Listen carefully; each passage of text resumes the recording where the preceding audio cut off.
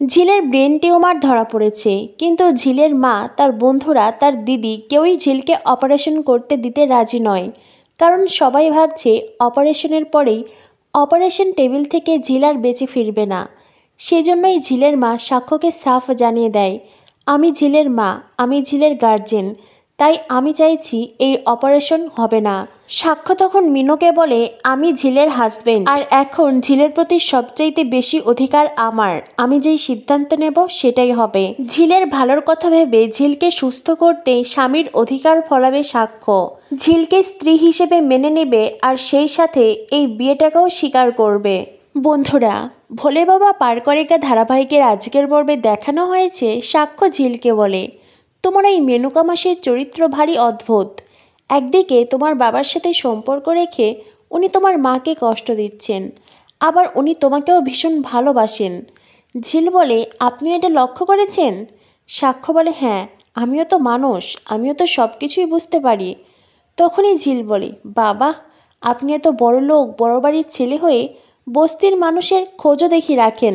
সাক্ষ্য বলে, হয়েছে হয়েছে, তোমার এইসব কথা এখন রাখো তো, আমাকে পেশেন্ট দেখতে যেতে হবে। এ বলে সাক্ষ্য তার ব্যাগ নিয়ে যেতে চায়। পিছন থেকে ঝিল বলে, শুনুন না। সাক্ষ্য বলে, হ্যাঁ বলো, কি বলবে? ঝিল বলে, বলছিলাম যে আমার এই অপারেশন হয়ে গেলেই আমি এখান থেকে চলে যাব। সাক্ষ্য বলে, মানে?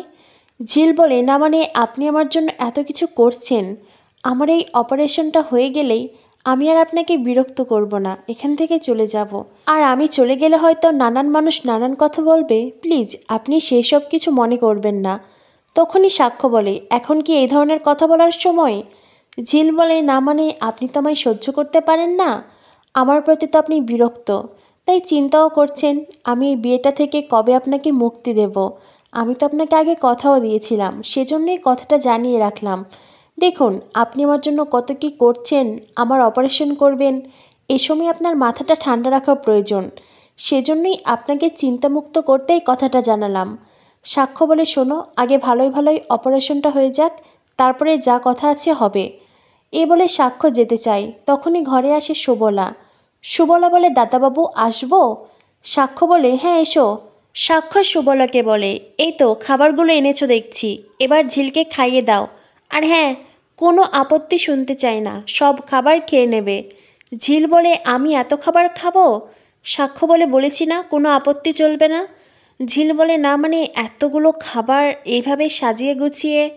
তখনই সুবলা বলে, খেয়ে নাও খেয়ে নাও। সাক্ষ্য দাদাবাবু নিজের হাতে খাবারের থালা সাজিয়েছে। কথাটা শুনেই ঝিল অন্যরকমভাবে সাক্ষ্যর দিকে তাকায়। সাক্ষ্য তার কথা এত ভাবছে। সুবলা আরও বলে, কোন খাবারে কতটা প্রোটিন আছে সব কিছু মেপে মেপে সাক্ষ্য দাদাবাবু তোমার জন্যই প্লেট সাজিয়েছে, তাই একটা খাবারও নষ্ট করবে না, সবটুকুই খেয়ে নেবে।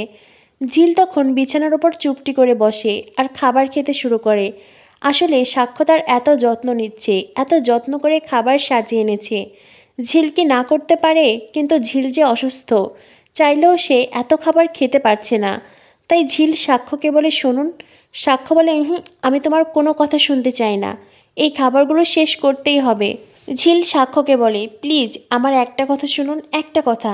সাক্ষ্য বলে, হ্যাঁ বলো। ঝিল বলে, আসলে কি বলুন তো, আমরা তো বস্তিতে বড় হয়েছি, এই ধরনের খাবার কখনো চোখেই দেখিনি।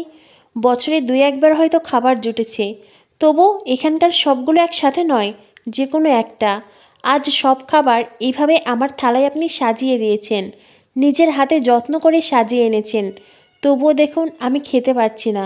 আসলে এখন যদি এই সব খাবার আমি খেতে যাই তো আমার বমি হয়ে যাবে। সাক্ষ্য বলে, কি তার মানে কি এই খাবারগুলো খেলে তোমার গা গোলাচ্ছে, তোমার বমি পাচ্ছে? ঝিল বলে, হ্যাঁ তো, আমার গা গোলাচ্ছে, বমি পাচ্ছে, আর 2-1বার তো বমি হয়েছে। সাক্ষ্য বলে, তো এই কথাটা আমাকে কেন জানাওনি? তোমাকে তো আমি বলেছিলাম তুমি যখনই অসুস্থ ফিল করবে আমাকে জানাবে। ঝিল বলে, না মানে আপনি তো আমার কাছে জানতে চাননি, সেজন্যই জানানো হয়নি। এই তো এখন যেমন জানতে চাইলেন আমি বললাম। সাক্ষ্য বলে, উফ, এই মেয়েটাকে নিয়ে না আর পারা যায় না, তোমাকে আমি বলেছিলাম যে কোনো অসুবিধা হলে আমায় বলবে। এরপরেই সাক্ষ্য মনে মনে ভাবে, মনে হয় মেয়েটার অবস্থা ভীষণ ক্রিটিক্যাল। মেয়েটা সত্যি অনেক দিন ধরে ভুগছিল, কিন্তু সেভাবে পাত্তা দেয়নি, সেভাবে হয়তো কোনো কিছু লক্ষ্যও করেনি। যত দ্রুত সম্ভব ঝিলের অপারেশন করাতে হবে। অপারেশন আর ফেলে রাখলে হবে না। এরপরেই সাক্ষ্য ঝিলকে বলে, যতটুকু পারবে খাবারগুলো খেয়ে নাও। আর হ্যাঁ সুবলা, ওর খাবার খাওয়া হলে ওকে রেডি করিয়ে রাখবে। আমি গাড়ি পাঠিয়ে দেব, আর সময় পেলে না হয় নিজে এসেই নিয়ে যাব। আজকে ঝিলের বাকি টেস্ট করাতে হবে। সুবলা বলে, ঠিক আছে দাদাবাবু, তবে এই মেয়েটা তো কথাই শুনতে চায় না। সাক্ষ্য বলে, ওটাই তোর সমস্যা, জীবনে কারোর কথা শুনবে না, নিজের যেটা মনে হবে সেটাই করবে। এই বলে সাক্ষ্য যেতে চাইলেই ঝিল বলে, শোনো শোনো। কথাটা শুনে সাক্ষ্য থমকে যায়। সাক্ষ্যর মনে অদ্ভুত এক অনুভূতি কাজ করে।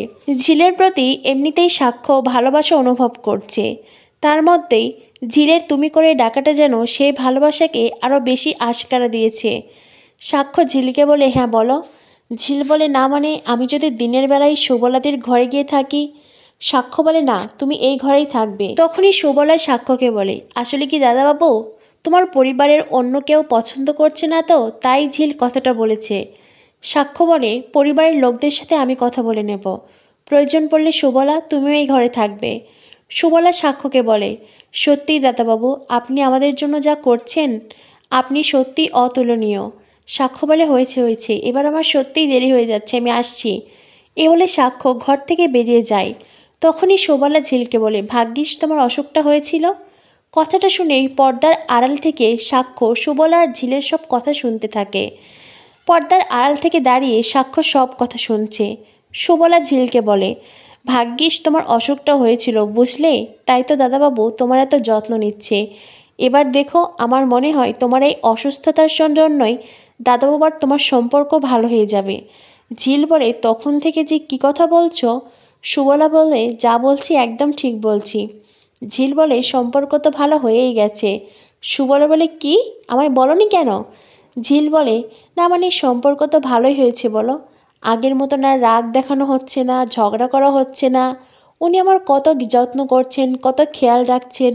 আমারও যেন ওনার প্রতি আর কোনো রাগ নেই, ওনার প্রতি আমার আর কোনো বিরক্তি নেই। উনি আমার জন্য এত কিছু করছেন, ওনার এই ঋণ আমি সারা জীবন মনে রাখবো। উনি আমার কতটা যত্ন করছেন বলো তো। সত্যি উনি ভীষণ ভালো মনের মানুষ। তখনই সুবলা বলে, জানো তো দাদাবাবু বাইরে থেকে যত যাই দেখাক না কেন, ভেতরে ভেতরে তোমায় খুব ভালোবেসে ফেলেছে। ঝিল বলে, সুবলাদি কী সব বলছো, এসব কথা একদম বলবে না। ঝিল সুবলাকে এই ধরনের কথা বলতে বারণ করে ঠিকই, তবে ঝিল অনেকটা লজ্জাও পেয়েছে। ঝিল বিছানার উপরে বসে সাক্ষ্যর কথা ভাবছে।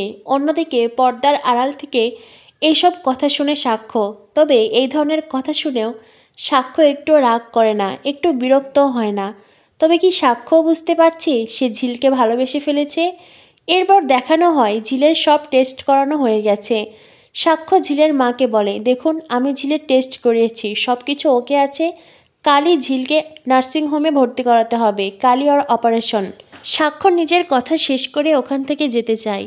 তখনই ঝিলের বন্ধুরা সাক্ষ্যকে বলে, আপনার সাথে আমাদের কিছু কথা আছে। সাক্ষ্য বলে, আমার সাথে? কিন্তু এখন তো আমি ভীষণ ব্যস্ত, আমাকে আমার পেশেন্টে দেখতে যেতে হবে। ঝিলের বন্ধুরা বলে, ঠিক আছে, আমরা না হয় এখানে দাঁড়িয়ে যাব। সাক্ষ্য বলে, ঠিক আছে, তোমরা আমার চেম্বারে এসো। এরপরেই মিলি ঝিলকে ধরে সাক্ষ্যর চেম্বারে নিয়ে আসে। ঝিলের বন্ধুরাও সেখানে আসে। ঝিলের বন্ধুরা সাক্ষ্যকে বলে, আপনি ঝিলের জন্য এত কিছু করছেন, সেজন্য আমরা সবাই কৃতজ্ঞ। কিন্তু ডাক্তারবাবু, আমরা শুনলাম ঝিলের যে টিউমার সেটা নাকি অনেক বড়, আর এই অপারেশনে ঝিলের অনেক জীবনের ঝুঁকি আছে, তাই আমরা বলছিলাম কি। সাক্ষ্য বলে, কি বলছো তোমরা? তোমরা কি অন্য কোনো ডক্টরকে দেখাতে চাও? ঝিলের বন্ধুরা বলে, না মানে আমরা সে কথা ভাবছি না ডাক্তারবাবু, আমরা শুধু আপনাকে একটাই রিকোয়েস্ট করব, প্লিজ ঝিলের যেন কিছু না হয়। ঝিলের কিছু হয়ে গেলে আমরা বাঁচব না। সাক্ষ্য বলে, কেন? ঝিলের বন্ধুরা বলে, কারণ ঝিল আমাদের জীবনের সব কিছু, আমরা ঝিলকে খুব ভালোবাসি। আপনি হয়তো ঝিলকে ভালোবাসেন না, আপনার হয়তো ওর প্রতি অনেক রাগ আছে, অনেক বিরক্তি আছে, কিন্তু ঝিল আমাদের প্রাণ, আমরা ওকে খুব ভালোবাসি। প্রয়োজন পড়লে আমরা ওকে বস্তিতে ফিরিয়ে নিয়ে যাব। ও আর আপনার জীবনে থাকবে না, আপনাদের বাড়িতেও থাকবে না, বস্তির কোনো লোকে আর কিচ্ছু বলবে না। তবুও ডাক্তারবাবু, ঝিলের যেন কোনো ক্ষতি না হয়। সাক্ষ্য বলে, এভাবে কেন বলছো? ঝিলের বন্ধুরা ভীষণ কান্নাকাটি করে, সাক্ষ্যর সামনে হাত জোর করে সাক্ষ্যকে রিকোয়েস্ট করে। এরপরে ঝিলের একজন বন্ধু গিয়ে মিনুকে চেম্বারে নিয়ে আসে। মিনুও সাক্ষ্যকে বলে, আমার মেয়েটা আমার জীবনের সব কিছু। ওর বাবা এই সময় এখানে নেই। আমি ঝিলের অপারেশন করাতে চাই না। শুনেছি অপারেশনের সময় ঝিলের যা খুশি একটা হয়ে যেতে পারে, তাই আমি এই রিস্ক নিতে পারবো না।